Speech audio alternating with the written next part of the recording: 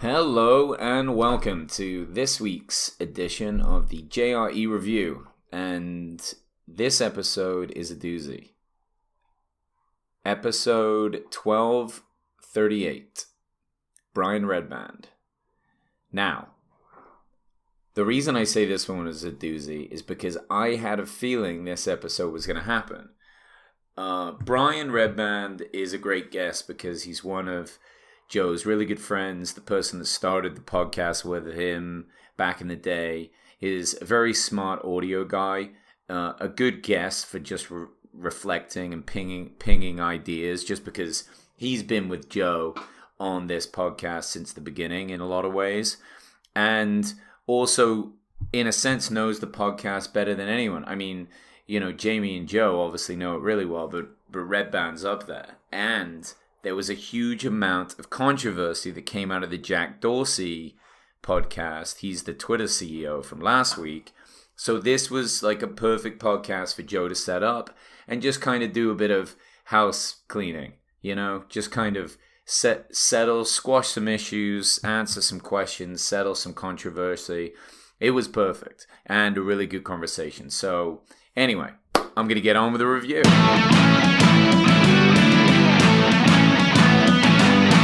Welcome to the Joe Rogan Experience Review, where each week I review every single episode of the Joe Rogan Experience. What more do you want? I really enjoy anytime Brian's on the podcast. I think that as a guest, and he's been on so many Joe Rogans, that he's just an excellent person to have on. He always says really funny and ridiculous things, and he's definitely a character. I see why Joe likes hanging out with him and likes having him on. So to get started with the controversy, and that's really where Joe opened up. So he hit Twitter over the weekend, maybe Sunday night, I don't know. He usually leaves it a few days just to kind of let things mull over, but on, I think, Sunday night, he came out and said that it was basically a big kind of apology and explanation for a lot of the frustration and hate that he got online, or must have got. I didn't know anything about this till I saw his tweet. And what I was getting from it is that people thought that Joe didn't really grill Jack Dorsey, the CEO of Twitter, hard enough about why people are being banned. Just kind of like, you know, I think right-wingers think that Twitter is too liberal and they pander to like liberal sides of things. And then there's these Republican ends that get banned, and what is hate speech and what isn't, and why do people get banned and why they don't. And I think what was happening is people just didn't think that Joe grilled him hard enough. And what Joe was saying is, look, I asked the questions I wanted to ask. These are the things I found important. Maybe he didn't. He was saying that maybe he didn't plan it well enough. I really think, in Joe's defense, that a lot of this podcast is just a conversation. He's not out to attack people. He's not out to come at people, and he wants to create a nice environment for a good conversation. Obviously, people want more answers and they want to know more things. And maybe they might not even like a guest and they want Joe to go at the person. But it's just not the point of the podcast. It hasn't been up until now. I don't imagine that it's going to turn into a podcast like that. He wants people to feel comfortable. So therefore, it's inviting to anyone. Look, he wants to have Kanye on. Kanye's podcast, I promise you now, is going to be the biggest downloaded podcast that Joe Rogan has ever done. It's going to be crazy. It just is. And he can't get someone like Kanye on by creating an environment where people feel like there's a possibility they're going to get attacked. It's just not going to happen. So he's asking whatever questions, whatever way. Now, what is nice that came out of this whole thing is that Jack offered to come back and even bring one of the people that bans people from Twitter, which I think is amazing. And Joe is going to really put some better questions together and really tackle the issues. So, yeah, it is important, if you're frustrated with a Rogan podcast, to voice your frustrations. This is how Joe learns. I don't think everyone should just agree and be happy with everything that's done on there, you know, but give him a chance, definitely, to to figure out what happened and kind of fix it in the way that he feels is best for his show. I think that's reasonable. And you're not going to find that with anyone else's show. You can complain all you want about Bill Maher or any news people or really any other talk show. Nobody's reflecting like this. Nobody's coming back at the audience like Joe is and creating a dialogue and even covering a whole episode of just stating the issue that he understands that there's frustrations. I think that it was a brilliant episode just for that. And when you guys listen to the conversation, you'll know. You'll get to see it for what it is. He felt like it was a good conversation, I mean, and I did too. And, he did ask some questions about what's getting banned and what's not. But he also wanted to know a lot of other things. Just like what it's like to be such a young billionaire. That to me is interesting. Why harp on just one issue? It's just one issue for right now in this time. But the overall narrative of who Jack Dorsey is that's a better story to lay down.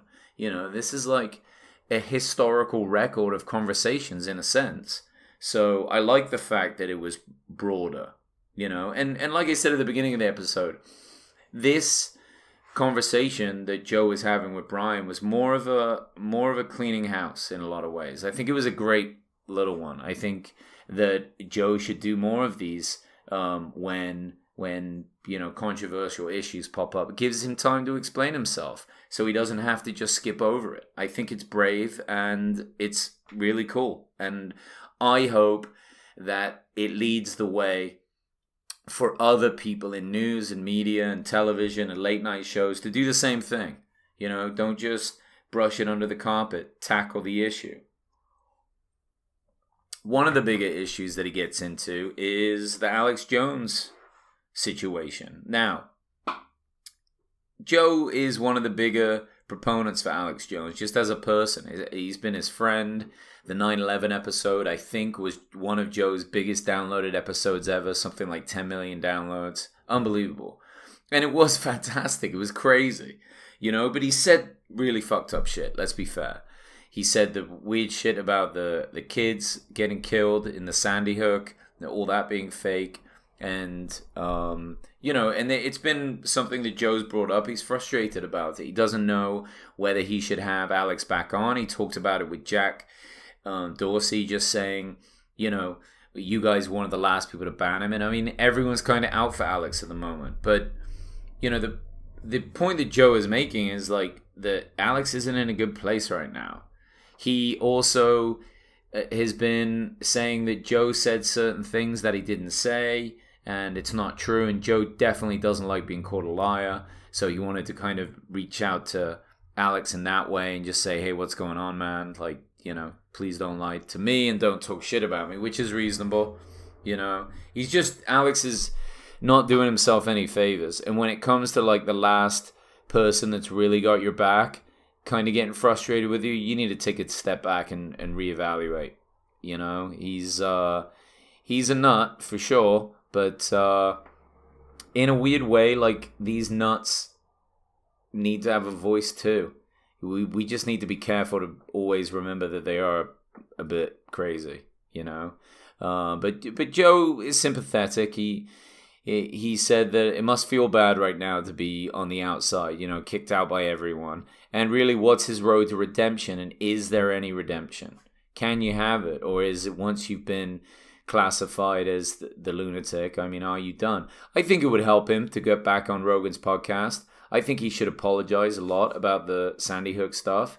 Maybe even apologize to Joe just for lying and just take a bit of time off and come back and, still be the crazy person that Alex Jones is in the sense of conspiracies and all the rest of it, but just calm down a little bit. Like, just don't get so completely out there that people are like, what are you talking about? I don't know. Joe did talk about some new rules on Twitter. It's something like old gender or dead gender or something. I should have wrote that down. I apologize. But it's about you can't refer to someone's old gender on Twitter. So if you've changed your sex, if you've gone from a man to a woman, someone can't be calling you Bob on there. That breaks the rules of Twitter. So you have some protection. points like this get a lot of play in media, like the fact that it's even being talked about, but it's not like it comes up that often. And if it is, I mean, is it really insulting or upsetting anyone just to call them whatever gender they want? At least online. It's not. I'm not saying do it in person, because that gets a bit tiring, having to figure out what everyone wants to be called. But just online, maybe just leave them alone. Give them a all right, yeah, you're a girl, then fine, you're a girl. All right. They end the podcast with some fun parts of their conversation. They get into the one video that's circulating right now, the old man pouring ice on the ground and then falling down. It's like fake insurance claims. Videos like that, you see a ton of those. And you also notice that everyone in Russia has a dash cam now on all the car accident videos, and it's because of all these fake insurance claims. There's some good ones out of different countries in Asia. I don't know where they are. I think Korea maybe. But they just run into the road and throw themselves at the cars so that they can have insurance claims. Stuff like that just cracks me up. And then lastly, as always, Joe can't get away from it. Talks about cars. He has just bought himself a Tesla S P100D. And he says it is the fastest car he's ever driven. There's a mode in there called ludicrous mode, which comes from a reference to Spaceballs, because Elon Musk loves Spaceballs. That's why he made that flamethrower. But just the way Rogan was describing that car, I've never really heard a description of a Tesla, and it just sounds like a spaceship. The fact that it is faster than his GT3, Sharkworks, RS, whatever car he has, this super fast Porsche, and it's a 4-door, comfortable kind of luxury car, just blows my mind.